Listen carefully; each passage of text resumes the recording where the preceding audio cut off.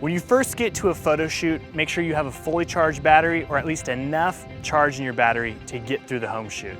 If you don't, make sure you have an extra battery in your pocket. Always have a spare memory card in your bag.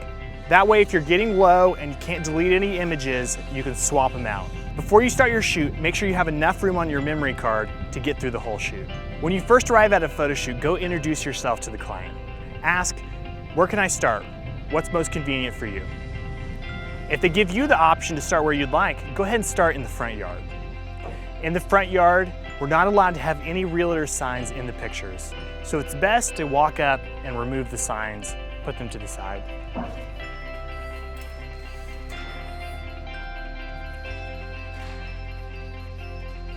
If the sign is too big for you to remove, try and take the picture in a way so it's easy to Photoshop out of the picture. For the outside images, make sure you extend your tripod legs. Stand across the street from the house on the opposite curb.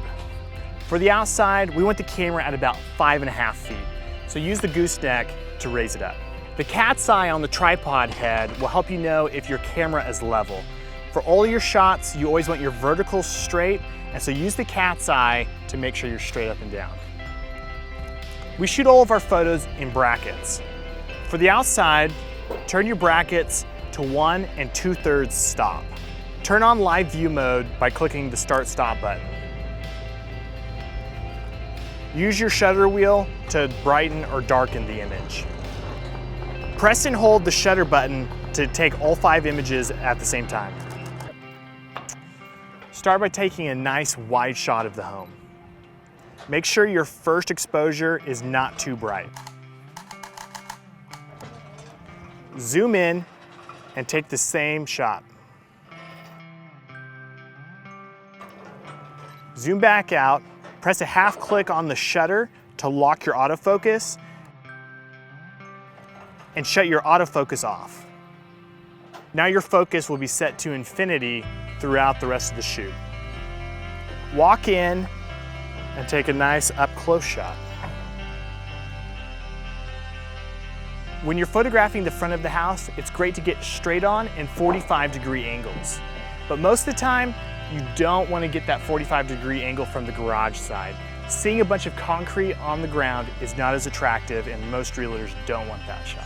Walk to the 45-degree angle and take 45-degree angles of the exterior of the home.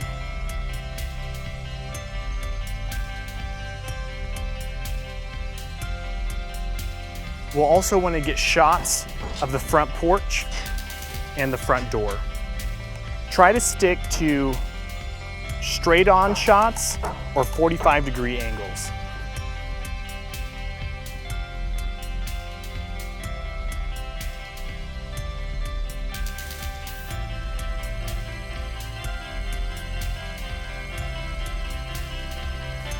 Step in and get a tighter shot of the front door and the front porch area.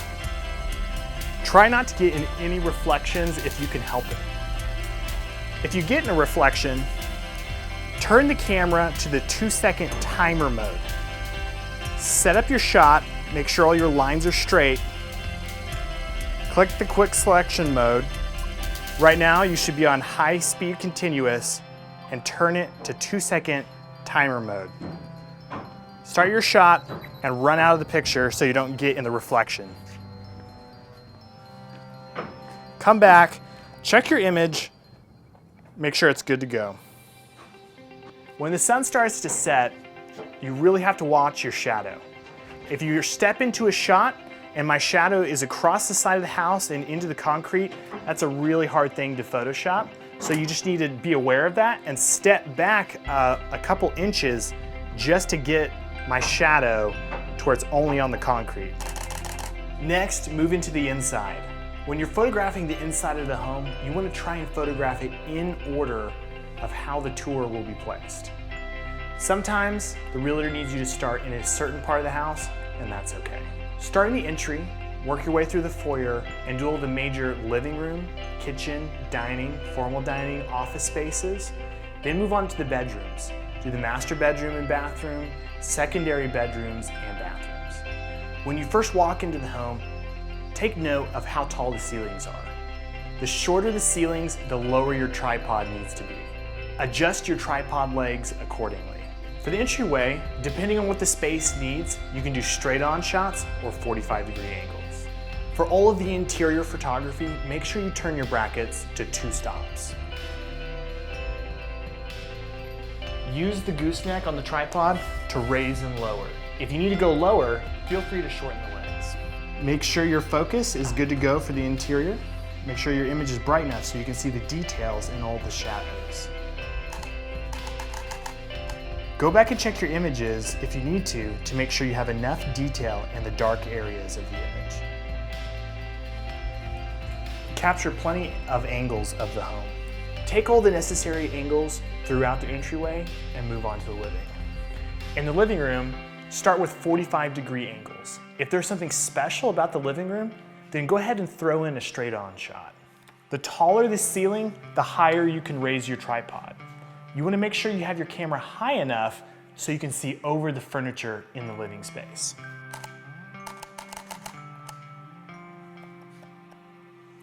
Make sure you can see the detail in the shadows, but also see the detail in the highlights.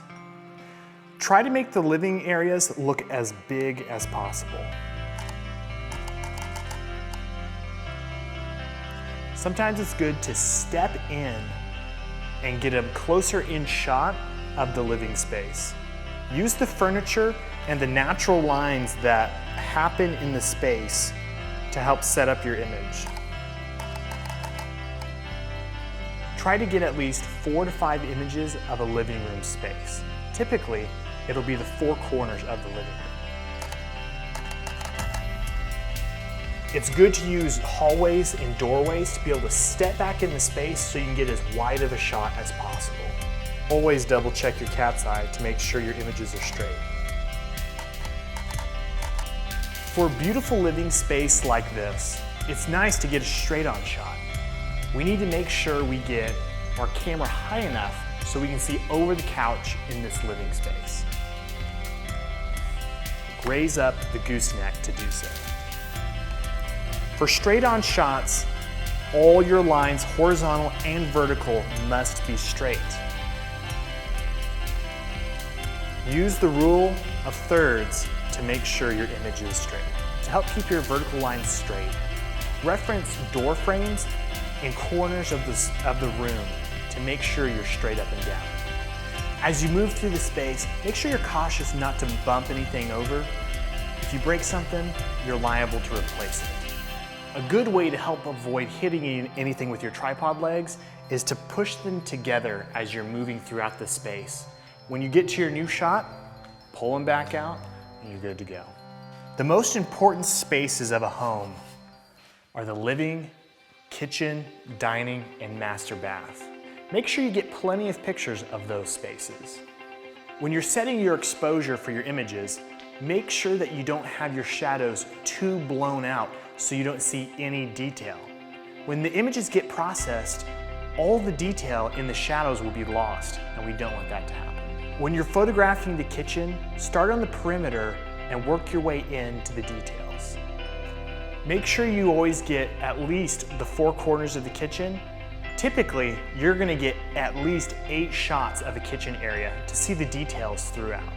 Of a beautiful kitchen like this with such a large island, you're gonna want to get a straight-on shot. Make sure you really line things up. Make sure your horizontal and your vertical lines are straight.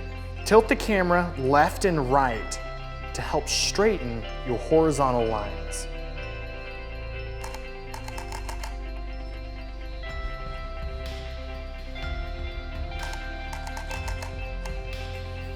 Make sure you capture each of the spaces in the kitchen.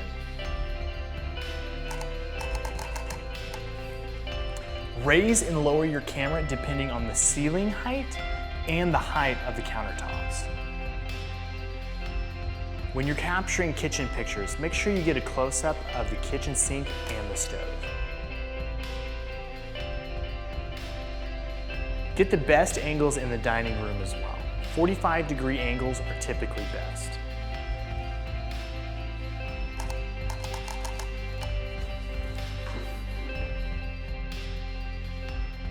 Make sure you squeeze back into the corner so you have enough space to capture a nice wide shot of the dining area.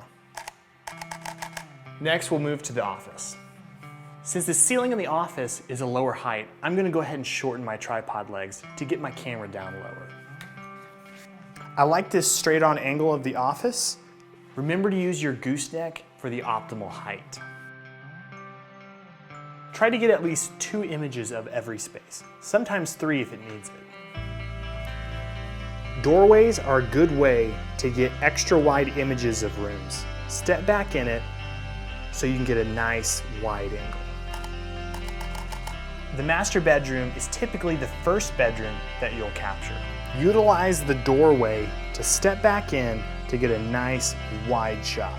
The ceiling height in this master bedroom is substantially higher, so I'm gonna raise my tripod neck. Try to capture 2 to 3 angles in a master bedroom. The master bathroom is a key feature in a home. It's important to make sure you get plenty of angles. Use your door frame and the 45-degree rule to capture images. Capture different angles throughout the master. If there are multiple sinks in the master, make sure you get specific pictures of each one. If a master bath has a beautiful tub like this one does, sometimes it's good to throw in a vertical shot.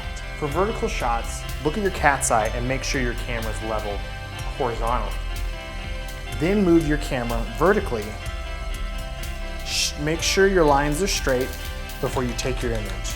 For a tub like this, a great shot is to get straight on. Make sure to always get a shot of the master closet. If the master bath has a large, clean and organized closet, let's go ahead and get some shots. After you've shot the master bath, go ahead and move on to all the secondary rooms. Continue to follow your 45-degree rule. Squeeze back in the corner as far as you can to capture as much of the space as possible. Sometimes you'll want to step in to get a closer shot of the sitting area. When you're photographing bathrooms, make sure you watch out for the mirrors. You don't want to get your reflection in the mirror if you can help it. In this shot, I can't help but be in the mirror. So use your 2-second timer so you can jump out of the shot.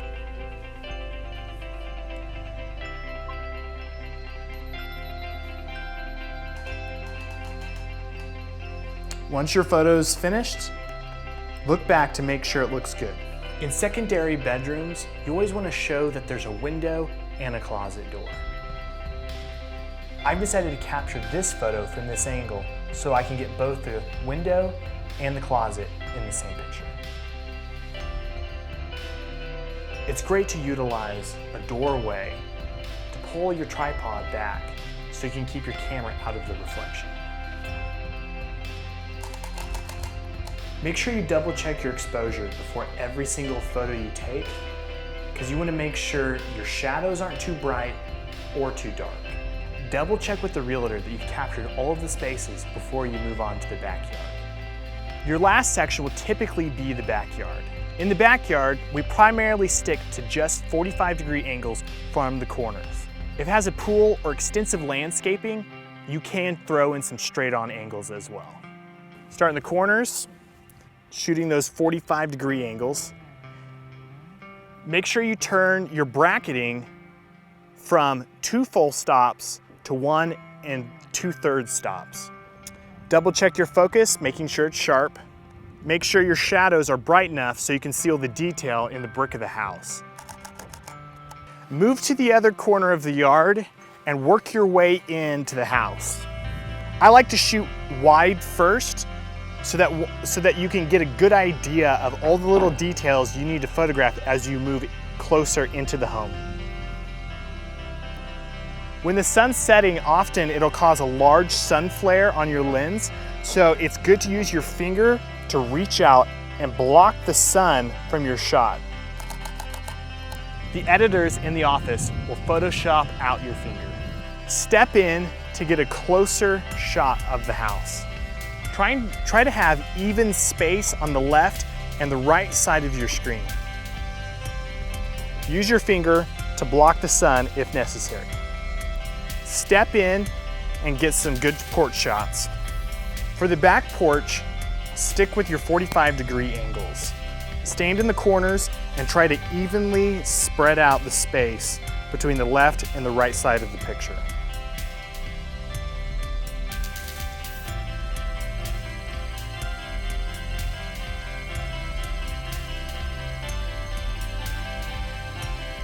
Photograph from both sides of the porch.